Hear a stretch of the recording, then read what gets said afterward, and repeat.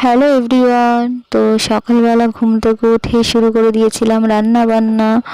সবার প্রথমে আমাকে সকালে উঠে ফ্রেশ হয়ে আগে রান্নাটা বসাতে হয়, কেননা 8টার মধ্যে খেয়ে খাবার নিয়ে কাজে চলে যায়, যার কারণে আমাকে সবার আগে রান্নাটা সারতে হয়। তো এই যে রান্না করছি, ডিম রান্না করছি, আর এদিকে ভাতটাও হয়ে গেছে, প্রায় নামাবো। আর এখানে লাউ কেটে রেখেছি, এটাকে কুচাতে হবে, কুচিয়ে তারপরে লাউ রান্না করা হবে। আলু ভাজার মতো কুচিয়ে যেটা রান্না করা হয় সেটা রান্না হবে। তো এদিকে ডিমটাকে সুন্দর করে ডিম আর আলু কষিয়ে নিচ্ছি। তো টমেটো একটা টুকরো করে দিয়েছি, আর কিছুটা আর একটা টমেটো ছোট দেখে পেস্ট করে দিয়েছিলাম মশলার সাথে।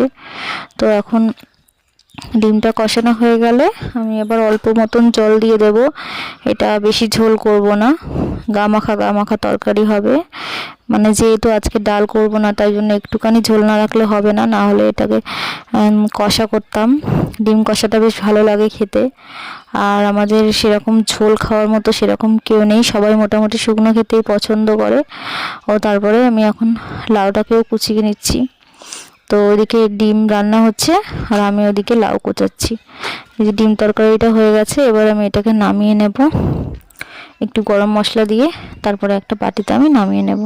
আর এদিকে দেখো লাউগুলো কোচানো হয়ে গেছে, তরকারি আমি নামিয়ে নিয়েছি।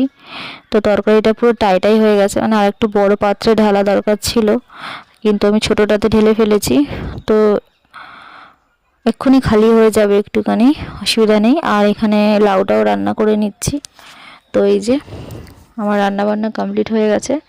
এখানে আছে ভাত আর এখানে আছে লাউ।